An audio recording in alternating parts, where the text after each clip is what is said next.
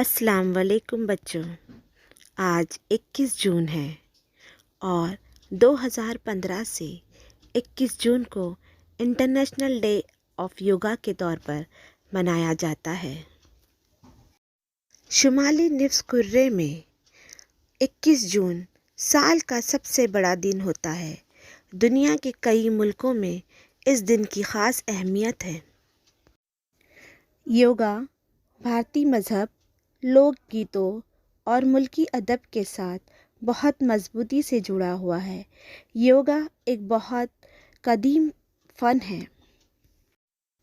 वादी सिंध की तहज़ीब की तलाश में खुदाई के दौरान बाज़ ऐसी मूर्तियाँ मिली जो 5000 बरस पुरानी थी और जिन पर योगा के मुख्तलिफ़ अंदाज़ बने हुए थे।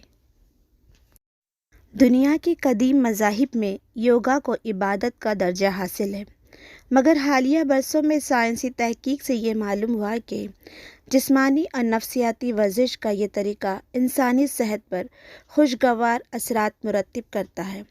इसके अलावा आज़ाए रईसा की कारकर्दगी को बेहतर बनाने में मदद करता है। योगा संस्कृत लफ्ज़ ज़बान का लफ्ज़ है जिसका मतलब है काबू पाना और मुत्तहिद करना।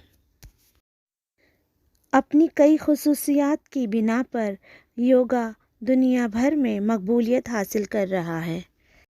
योगा के कई फ़वाइद हैं।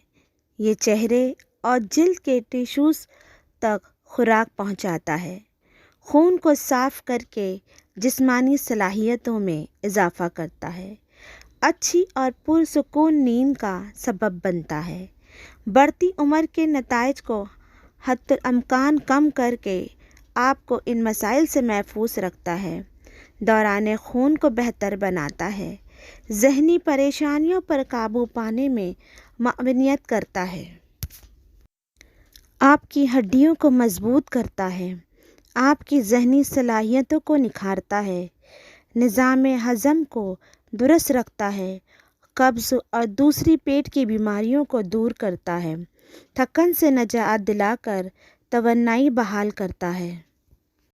में मशकें एक्सरसाइज करने के मुख्तलिफ़ अंदाज को आसन कहते हैं। हर आसन के अपने अलग अलग फ़वाइद हैं।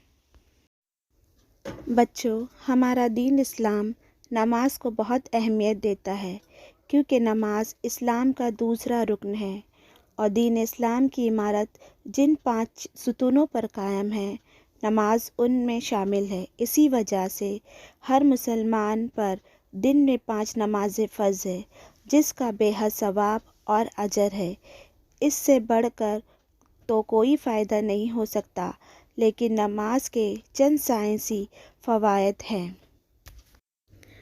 नमाज के दौरान कम से कम ख़यालात दिमाग में लाने की कोशिश करने को कहा गया है, जिससे इंसान के दिमाग को सुकून मैसर आता है, वरना इंसानी दिमाग मुसलसल तरह तरह की सोचों और ख़यालात में डूबा रहता है, जिससे इंसान परेशानी का शिकार रहता है। इसीलिए नमाज के दौरान दिमाग को आराम मैसर होता है। इसी तरह नमाज पढ़ने के दौरान इंसान की मुकम्मल जिस्मानी वर्जिश होती है।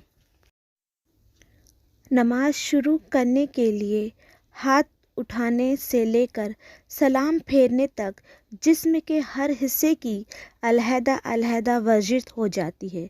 वर्जिश भी हर इंसान के लिए बहुत ज़रूरी है, जिससे इंसान तंदुरुस्त और चुस्त रहता है। आज दुनिया भर में दिल की बीमारियों में बेहद इजाफ़ा हो रहा है। दिल की अहम और बुनियादी वजह कोलेस्ट्रॉल होती है। कोलेस्ट्रॉल एक किस्म की चर्बी होती है जो दिल की शरीयानों के अंदर जमा होकर खून की गर्दिश में रुकावट बन जाती है, जिससे खून की गर्दिश कम हो जाती है। बाज़ औक़ात तो खून की गर्दिश रुक जाती है, जिससे इंसान को हार्ट अटैक हो जाता है।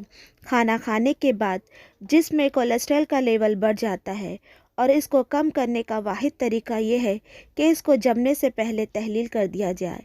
आप अल्लाह ताला की शान देखें कि खाने के हिसाब से नमाज की रकातों का तअद्दुद का तयन किया है। फ़जर, असर और मगरिब की नमाज से पहले खाली पेट होता है, जिसमें खून में कोलेस्ट्रॉल कम होता है।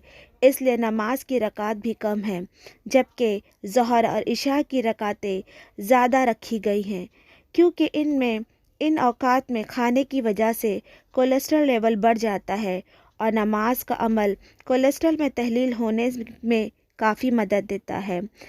اس باتوں سے یہ ثابت ہوتا ہے کہ نماز ایک بہترین ورزش ہے جس کو ہماری جدید سائنس بھرپور انداز میں تسلیم کر رہی ہے۔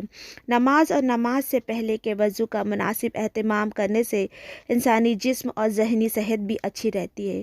ہم سب کے لیے مفید کے ساتھ ساتھ ضروری بھی ہے، اسی لیے ہمیں چاہیے کہ نماز کو ادا کرے، جس سے ہماری آخرت تو بہتر ہوگی ہی، مگر اس کے ساتھ ساتھ دنیاوی فائدے بھی حاصل ہوں گے، یعنی ہم ایک صحت مند زندگی بھی گزار سکتے ہیں۔ اللہ تعالیٰ آپ کو اور مجھے نماز پڑھنے کی توفیق عطا فرمائے، آمین۔